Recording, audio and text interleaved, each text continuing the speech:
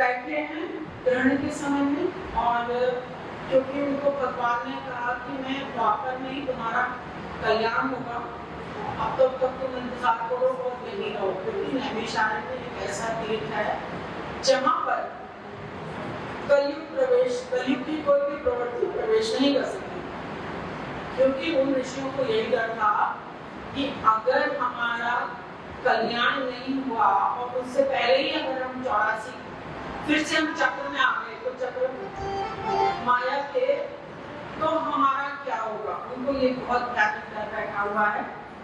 तो तभी वो देखते हैं कि सूत जी चले आ रहे हैं। सूत जी कौन है? व्यास जी जिन्होंने इस हमारे युग के व्यास, हर युग के व्यास होते हैं, जैसे हर युग के ब्रह्मा होते हैं, और हर ना सिर्फ युगों के बल्कि हर लोगों के अलग ब्रह्मा होता है। शोर कथा में देखिए पाप लगेगा, अगर आप करेंगे तो अपराध है। तो आप भगवान को सिर्फ नमन करके और ये कथा को सुनने से आपके पाप कट जाएंगे। जैसे जैसे इसकी वाइब्रेशन आपके भीतर जाएंगी, आपके रोग शोक कटेंगे। आप जिस इच्छा से यहाँ बैठे आके वो इच्छाएं आपकी पूर्ण होंगी, और ये ऐसे ही नहीं कह रही है, यही सत्य है, ठीक है। तो इसलिए जितना हो सके बहुत ध्यान से सुनना है और बिल्कुल अपना एकाग्रचित होकर करने वाली प्रवृत्तियां हैं, है ना। तो वो पूछते हैं कि अरे उनकी आंखें खिल जाती हैं, कमल की तरह उनका हृदय खिल उठता है सभी ऋषि मुनियों का, कि हमको आज जैसे क्या आज सूत जी आ गए, सूत जी मिल गया उनको पता है कि सूत जी व्यास जी के परम शिष्य है। जब शुकदेव जी हुए हैं तभी सूत जी उनके कांटेक्ट में आए, उनके संपर्क में आए, और उसी समय जैसे जैसे शुकदेव जी को उन्होंने व्यास जी ने कथाएं सिखाई हैं, सुनाई सिखाई नहीं। तो उसी समय से सूत जी ने भी उनको ग्रहण करना शुरू किया, उनको जानना शुरू किया उनमें। तो कथा के द्वारा होता क्या है, कथा के द्वारा जब हम भगवान के संपर्क में आ जाते हैं, उसकी ऊर्जा, उसकी जब लीला, उसकी जब हम याद करते हैं, जब हम उसके स्वरूप को याद करते हैं, जब हम उसकी लीलाओं को याद करते हैं, जब उसके परम विराट स्वरूप को जानते हैं, अनंत अनंत अनंत अनंत लोग हैं, एक लोग नहीं है, 10 लोग नहीं है, जैसे हम गैलेक्सी से कहते हैं ना, एक गैलेक्सी में और अनंत सारे प्लैनेट हैं हमारी गैलेक्सी में, ठीक है, उसको आकाश गंगा कहते हैं। तो ऐसी अनंत है, मतलब अगर अल्टीमेट जैसे शब्द अंतिम जो हमारे हिंदी में और बिलियन से खत्म करें तो हम कहेंगे बिलियन बिलियन, बोलते जाएंगे तो भी वो लोग खत्म नहीं होंगे, वो ब्रह्मांड आकाश गंगा ही खत्म नहीं होंगे। तो हर आकाश गंगा में भी अनंत है, काउंटलेस, हम काउंट नहीं कर सकते इतने प्लैनेट्स हैं। और उन सब की जो सत्ता है किससे चलती है, भगवती हमारी आदि शक्ति जगत जननी से, जिनका हम आज भागवत करने की कथा हम सुनने बैठे हैं। तो अब जो है वो सारे सब लोग ऋषि मुनि जो है वो पूछते हैं कि भगवान आप कृपया करके आप हमें थोड़ा सा समय देंगे, आज तो हमारे खाते ही खुल गए हैं, मुझे उल्टा फेस करना पड़ा, अगर आप चाहे तो इधर बैठने तो अच्छा लगेगा, नहीं तो मुझे लग रहा है या तो मैं चेयर को सुना रही हूँ या तो मुझे गर्दन टेढ़ी करनी पड़ेगी। तो सामने कोई भी नहीं है क्योंकि गिरा के साइड है, बीच में यहाँ लगाना चाहिए वैसे थोड़ा इधर लगाएंगे तो वो सारे के सारे जो भी ऋषि मुनि हैं वो कहते हैं कि भगवान, उनको बहुत सम्मान देते हैं, भगवान कह के पुकारते हैं, महात्मा ज्ञानी है आप, आज हम यहाँ पे हैं, अपने हमें कोई अब संसार की ना तो कोई इच्छा रह गई है, हमारा जीवन है ही नहीं, मतलब नहीं तो क्या होता है कि हम गृहस्थ किससे जीते हैं, हम अपने बच्चों के लिए जीते हैं, हम अपने पति के लिए जीते हैं, या पति जो है अपने बच्चों पत्नी के लिए जीते हैं, है ना, उनके लिए कुछ करना है, उनको सिखाना है, उनको आगे बढ़ाना है, या खुद को भी आगे बढ़ाना है। अब लेकिन वहाँ जो नैमिषारण्य तीर्थ में जो लोग हैं वो तो कहते हैं हमें कुछ करना ही नहीं, हमारा कोई है ही नहीं, घर बार सब कुछ है ही नहीं, उन्होंने तो छोड़ दिया, था ही नहीं, और दूर दूर तक अब ऐसे में छवि क्या बचेगी, है ना, क्या होता है नाम की इच्छा होती है, लेकिन जब संसार से उठ गया और परमात्मा में लग गया तो नाम भी क्या करेगा, है ना, क्या करेंगे इस नाम का, कुछ भी नहीं मतलब बचा था। तो वो कहते हैं कि हम सब कुछ छोड़ चुके हैं, हमारे पास हमारा समय सिर्फ भगवान के लिए, और अगर ऐसे में सूची हमको मिल गए हैं तो हमारी लॉटरी लग गई है, हमारा जीवन समझ लो अब सफल होने वाला है। तो वो उनके चरण पकड़ते हैं, आज आप मत छोड़ के जाना, कृपा करके आज हमें आपको ही सारा ज्ञान है, हम लोगों को नहीं, आपको सौभाग्य से जो है व्यास जी का सानिध्य मिला है, हम लोगों को नहीं मिला। तो हम चाहते हैं कि हमें भी वो ज्ञान मिले, वो परमात्मा का ज्ञान मिले, जिससे हमारी आत्मा, हम कहते हैं ना माया, ये जो हमारे सेल्स है ना, मतलब सेल्स में हमारा एक कण, उसको कोशिका कहते हैं, जो सबसे छोटा से छोटा हमारे शरीर का हिस्सा है, और उसमें भी क्या है, वो हम कहते हैं ना जीन्स, वो जो बच्चा पैदा होता है उसमें एक में एक ब्रह्मांड है, एक उसमें संभावना है, एक आत्मा है उसमें, हम सिर्फ ये देख रहे हैं, हमें आनंद है। तो वो कहते हैं कि अब इनमें हमने क्या भरा हुआ है, हमारी जो अनुभव है जन्म जन्मांतर के, जैसे इस समय हम क्या है, मन बुद्धि अहंकार, हमारा जो मनस है 3 भागों में बटा हुआ है। तो हमने अभी जैसे कोई ये है इनका, अब मैं ये अंदर आई तो मैंने कहा एक स्त्री आ गई है, ठीक है, किसने कहा? बुद्धि ने कहा, है ना? तो बुद्धि अब क्या है, दूसरी बुद्धि ये भी तर्क कर सकती है कि ये अच्छी है, बुरी है, इनका नाम क्या है, ये कहाँ से आई है, इनका क्या संबंध है, क्यों आई है ना? तो ये कार्य जो है तर्क वितर्क बुद्धि का है।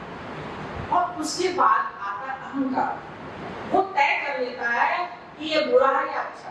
कई बार हम गलत को सही और सही को गलत मान लेते हैं, और कई बार भी हम अधिकतर ऐसा ही मान लेते हैं, क्योंकि हमें तो उसका पता नहीं है और हमारे अपने अनुभव के आधार पे हम तय कर लेते हैं कि ये ऐसी ऐसी लग रही है तो ऐसी होगी। हमने कभी किस तरह की स्त्री को देखा किसी युग में, किसी जन्म में, किसी के साथ, तो वो हमारे साथ वो स्मृति जुड़ी रहती है और उसको कहते हैं संस्कार। हम कहते हैं एक आदत होती है, ठीक है ना? आदत क्या होती है?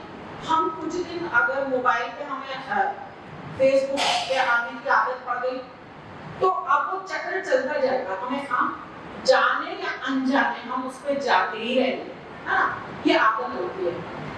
ये क्या आदत क्या होती है? हमें घुमा डालती है, हमें मार डालती है, हम नहीं चाहते तो भी हम वो कार्य करने के लिए विवश हो जाते हैं, इसको हम आदत कहते हैं। और ऐसा ही संस्कार होता है। संस्कार भी हमको बता देता है कि ये केला है, ये सेब है, ये संतरा है, इसका ऐसा ऐसा टेस्ट है।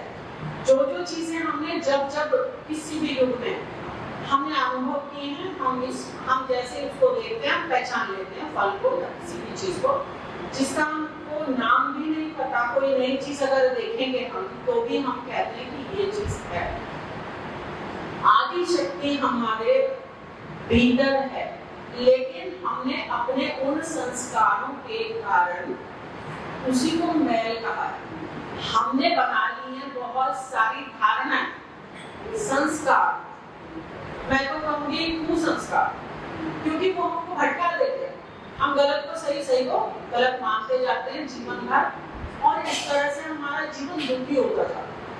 आप कभी भी किसी से कुछ कह के देखिए और उससे अगले दिन 2 दिन बाद पूछना कि मैंने क्या कहा था, तो आपको आश्चर्य होगा कि मैंने वो जो बताएंगे वो बिल्कुल अलग होगा। ऐसे ही आपसे किसी ने कुछ कहा है, वो आधी बात कह के आधी बात छोड़ देते हैं, और वो जब छूट जाती है तो हम भी उसके अपने हिसाब से ही आइडियाज लगा लेते हैं कि ये ऐसा है। जब हम कथा सुनते हैं, जब हम परमेश्वरी का ध्यान करते हैं, परमात्मा का चित्त स्वरूप का ध्यान करते हैं, ध्यान अपने आप होता जाता है, ठीक है? एक तो कहते हैं ना कि कलयुग में कथा ही आधार है, कथा जो है सुनना है या नाम लेना है बस, क्योंकि हमारा आजकल हमारा स्टैमिना बैठने का, हमारा तब नहीं हम कर सकते, हम बहुत देर तक साधना नहीं, याददाश्त भी नहीं है इतनी अच्छी, तो कथा सुनते सुनते सुनते सुनते हमारे सेल्स में जाती है चीजें और वो सफाई करती है। ये ऐसा नहीं, ऐसा नहीं, सारे ये संस्कारों को हटाना पड़ता है, आदतों को हटाना पड़ता है, और तब जाके हम निखरते हैं, तब जाके हम खरा सोना आत्मा चैतन्य रूप बनते हैं। और जब चैतन्य रूप बनते हैं तब हम परमात्मा की प्यारे बनते हैं। तो आदि शक्ति को कहा गया, वो खुद बताती है कि मैं त्रिगुणा रूप, तीनों मुझ में है, तीनों भी मेरे हैं, क्या? सत्व, रज और तम। तो जो मैंने अभी कहा, सत्व बनने के लिए हमको कथा सुनना, ईश्वर का नाम मिला, उसके स्वरूप का ध्यान करना और सुनना, वर्णन सुनना, जो हमारे भीतर बढ़ता जाए और हम एक समय ऐसा आए कि हम पाए कि हम कुछ और हो गए, हम हल्के हो गए, हम मुक्त हो गए, अब हमारे अंदर लोभ नहीं बचा। लोभ भी मारता है ना, हम संग्रह करते हैं, लोभ के चक्कर में संग्रह करते हैं। कई बार तो अपनी कमाई के अलावा हम सोचते हैं ना, ये चीज हमें मिल जाए, ये मिल जाए, कैसे भी मिल जाए। अच्छा, फ्री का कुछ पता चला कि फ्री आ रहा है, एक के साथ एक आ रहा है, तो सब भागते है ना, वो भी एक प्रकार का लालच है। तो ये गलत है, मार्केट की भी गलत पास पहुंचना है, शुद्ध उसको स्वर्ग का अनुभव करना है, तो वो ये ध्यान रखे कि किसी का इतना सा भी रत्ती भर भी फ्री का एक पैसा भी घर में ना आ जाए, किसी का खाने पे भी लोग पड़ते हैं, मैंने देखा है, और ठूस ठूस के लिटरली ठूस के खाते हैं, मतलब पेट भर के ऐसी करके खाते हैं। मतलब ये तो एक कहावत है ना कि ठूस ठूस के खाना, लेकिन सच में मैंने देखा। तो उनको नहीं पता कि हम शरीर को खराब कर रहे हैं। शरीर खराब कैसे हो रहा है, हमें ये भी सीखना पड़ता है कि भोग से तो हम भोगे जाते हैं। जब हम भोग कर रहे हैं ना, अरे इतना अच्छा खाना मिल गया, चलो तो ये भी खा लेते हैं, आज चाट भी खा लो, हल्दी भी खा लो, फलाना भी खा लो, सब चीजें खा डालो। चाहे हमारे शरीर की मांग है या नहीं है, पेट में जगह है या नहीं है, तो क्या होगा, उल्टी है। अब तुमने उसको भोगा या उसने तुमको भोगा, सोचने वाली। ये हम सीखते हैं कथा से। भोगो न भुक्ता वैम्य भुक्ता, तपो न तप्तम वैम्य तप्तम। तपस्वी तपस्या करता है और उसके अंदर इतनी शक्तियां आ जाती हैं, उसकी आंखें चमक जाती हैं, उसका ऑरा चमकने लगता है, उसके अंदर एक आह्लाद होता है, निर्भयता होती है, उसके अंदर एक शक्ति होती है जो आम इंसान में नहीं होती। तो तब उसने तब किया कि तब ने उसे तपा, वो तप गया, मिला उसको। तुमने लिया तो तुमने खोया, भोगना पड़ेगा, इसका लिया हुआ उसका लिया हुआ, यहाँ भी भोगना पड़ेगा, वहां भी भोगना पड़ेगा, डबल। और डबल ही होता है, ये अनंत गुना भी हो जाता है कभी कभी। कैसे, आज किसी के 10 रुपए, किसी की एक माँ है अपने बच्चे को दवा दिलानी, 100 रुपए लगा लो, आप 10 में तो दवा नहीं है, 500 लगा लो, किसी ने उसके चुरा लिए पैसे, उसका बच्चा तड़प रहा, वो दवा नहीं दिला पाई। अब ये 500 रुपए का अपराध हुआ या एक हत्या हुई, एक माँ भी मारी जा रही है, एक बेटा भी मारा जा रहा है। अब इसका अपराध कितना गुना तुमको मिलने वाला है, अब सोच के देखो। किसी के कभी भी गलती से भी किसी का आ जाए तो देखे नहीं आओ तो सरकार को दो, मंदिर में रखो, कुछ भी करो। ये हमें कथा सिखाती है। भगवती उसी को प्यार करती है जो सच्चे, शुद्धिकरण सबसे बड़ी बात है मनुष्य होने के लिए। आप सभी जानते होंगे कि 84,000 योनियां, 84 नहीं, 84,000 योनि में भोग किया पाने, और एक योनि 84 बार भोगनी पड़ती है, तब जाके हम कहीं मनुष्य होने लायक बने। डेवलपमेंट को हमारा विकास हमने विकसित किया, और मनुष्य में भी आज हम एक जीवन में बहुत कुछ सीखते हैं, और चाहे तो हम उससे कहीं गुना ज्यादा सीख सकते हैं, क्योंकि हम लोग को अपना समय व्यर्थ करवाते हैं ज्यादा, है ना। अभी क्या है कि थोड़ा बहुत पढ़ लिए हम एक समय में, और कुछ बेसिक चीजें सीख ली और कोई जगह सीखी। अब क्या कर रहे हैं, किसी से बातें करने में या फोन पे गप्पे मारने में लगे हुए हैं। तो कभी ये याद नहीं आता कि ठीक है, बस हम इसीलिए आए हैं क्योंकि हमें पता नहीं है कि स्वर्गीय अनुभूतियां हैं क्या, सच्चा सुख है क्या, इसलिए हम लोग दलदल में फंसे। ये सब बहुत घटिया लगेगा जब आप सच्चाई की राह पे चलेंगे। उस शुद्धि की जो अवस्था का जो स्वर्गीय अनुभूति है, दैवीय अनुभूति है, जब उसको एक बार आ गया ना, वो फिर तो भूलेंगे भी पढ़ेंगे और बहुत दूर से नमस्कार करेंगे, और सबसे अच्छे रिश्ते भी होंगे। लेकिन फालतू की जो लोग फालतू की बेकार करते हैं, हम उनसे दूर हटेंगे। ये स्वाभाविक रूप से हमारे अंदर वृत्तियां आएंगी। तो यहाँ पे जो है वो 84,000 नैमिषारण्य पे जो बैठे हुए हैं ऋषि मुनि, वो कह रहे हैं कि हमको कथा सुनाओ। हम करना चाहते हैं, क्यों होना चाहते, क्यों कि हम परमात्मा क्यों होना चाहते हैं, क्योंकि एक जो जैसा है वैसे नहीं जा सकता है ना, है ना। शुद्धि परमात्मा तो परम शुद्ध है, अगर हमारे अंदर अशुद्धि है तो हमको वो हमें सवाल ही नहीं पैदा होगा, वहां जाने बहुत दूर से भगा दिए जाएंगे। अगर हम चाहेंगे तो हमेशा बुद्धि है, इतनी बुद्धि होगी तो बुद्धि हो ही जाएगी, तो आदमी उसमें जाएगा ही। तो अब शुरू वो कहते हैं कि ठीक है, आप लोग बहुत भाग्यशाली हैं, आपने ये आज मुझे रोका है, आप चाहते हैं कि मैं परमेश्वरी की बातें करूं, कथा करूं, आपको ज्ञान दूं, तो मैं जानता हूँ। और जो भक्त होता है ना, वो भक्त से मिलकर खुश भी होता है। और जो भक्त होता है, ज्ञानी होता है, जो ज्ञानी होता है वो भक्ति में आ जाता है, और जो भक्त होता है उसको ज्ञान आ जाता है। ये दोनों बातें अलग हैं, ठीक है। तो वो कहते हैं कि ये बहुत अच्छा है कि आपने मुझे रोका, मुझको भी आनंद आएगा ना, मुझे भी आनंद आ रहा है, मैं आपको कथा सुना रही हूँ और आपको भी अच्छा लग रहा है ना। तो यहाँ लालच मत करना कि मैं कथा इसलिए सुन रही हूँ कि मेरे कोई काम बन जाएंगे, काम तो बनेंगे, लेकिन वो है कि हमें इन दुष्प्रवृत्तियों से दूर होना। माँ मैं बस तू सुनने वाली, तू बोलने वाली, वास्तव में ना मैं बोल रही हूँ, ये जो ध्वनि है वो वही है, शब्द अक्षर, अक्षर अक्षर ब्रह्म, अन्न ब्रह्म, शब्द ब्रह्म, वर्ण हम आत्मिका वर्णात्मिका। माता कहती मैं वर्ण, मैं भी वर्ण में हूँ, विज्ञान अहम आनंदो आनंद, मैं आनंद भी हूँ और अनानंद भी हूँ, मैं विज्ञान भी हूँ और अविज्ञान भी हूँ। तो सर्वस्व वही है। तो अब अगर हम सब बहुत अच्छे से, मैं अच्छे से सुना रही हूँ शुद्ध अंतःकरण से, और शुद्ध अंतःकरण से सुना है, तो आपको जो मिलने वाला है वो अलग है, अनंत है। और वो एक बीज हो गया है ना। बीजों का तो कहती है ह्रीम क्लीम, जो माता के बीज हैं श्री है ना।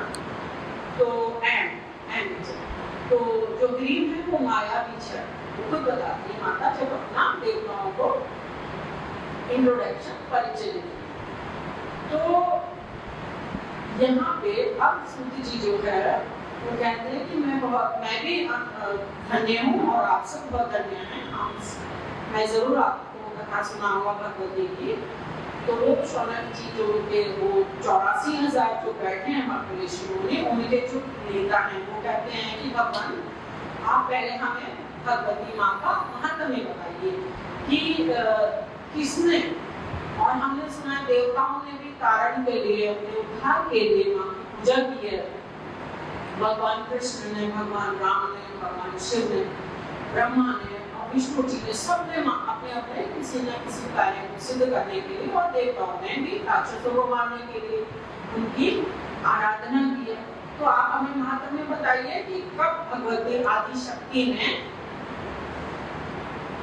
किस तरह से किस को तारा है। तो सूची कहते हैं कि हाँ मैं बताता हूँ कि भगवान कृष्णा जब मैं डिस्टर्ब हो गई थी, मेरा ध्यान थोड़ा सा। तो जब कृष्ण भगवान चले जाते हैं समयंतक मणि ढूंढने के लिए, जो कि प्रसेन जी की थी, और सत्राजित लेके उसको चले जाते हैं उनके भाई। ये वैसे उल्टा भी है, मैंने एक बहुत सारी चीजें इस वाली हमारी भागवत में अलग है, और सेमी कहानी दूसरी पुराणों में थोड़ा अलग है, थोड़ा या काफी भी अलग है। तो ये दोनों भाई सत्राजित और प्रसेन, जब भगवान कृष्णा का जन्म हुआ वो सारी कथा तो बाद में आएंगे। यहाँ पे सिर्फ इतनी कथा है, वो पूछते हैं कि किस तरह से भगवान कृष्ण को जो है ये मणि के ऊपर इल्जाम लगा, और जब वो उसको ढूंढने गए तो वहाँ पे जो है जामवंत जी की गुफा में काफी समय तक 18 दिन तक वो युद्ध लगातार चलता रहा। जब इतना समय हो गया, और अलग पुराणों में तो बहुत है कि महीनों लग गए, अलग अलग समय बहुत लग गया समझना, और वाकई कोई भी घबरा जाएगा अगर 2 दिन तक भी हमारा बच्चा एक दिन भी नहीं आया और हमें पता नहीं कि कहाँ क्या कर रहा है, तो हमारा कष्ट किस तरह का होगा। तो फिर यही हाल जो है उग्रसेन जी का होता है, और वो बहुत परेशान होते हैं, और जब वो बहुत परेशान होते हैं तो नारद जी का अवतरण होता है। तो वो रो रहे हैं, विलाप कर रहे हैं, मेरा सबसे लायक बेटा, मेरा सबसे अच्छा बेटा, और आज पता नहीं कहाँ है, क्योंकि वो जो उनके साथ गए थे कृष्ण भगवान के, तो वो सभी लोग वापस आ चुके हैं, लेकिन भगवान कृष्ण का अभी कुछ पता नहीं है। तो वो कहते हैं कि ये पूरी कहानी हमें बताइए, शॉर्ट में नहीं, आप पूरा हमें बताइए कि कैसे ये मणि का क्या चक्कर था, किसकी मणि थी, कहाँ चली गई, तो क्यों भगवान कृष्ण को उसको ढूंढने जाना पड़ा, क्यों गुफा में जाना पड़ा। तो सूची कहते हैं कि ठीक है मैं ये कहानी बताता हूँ।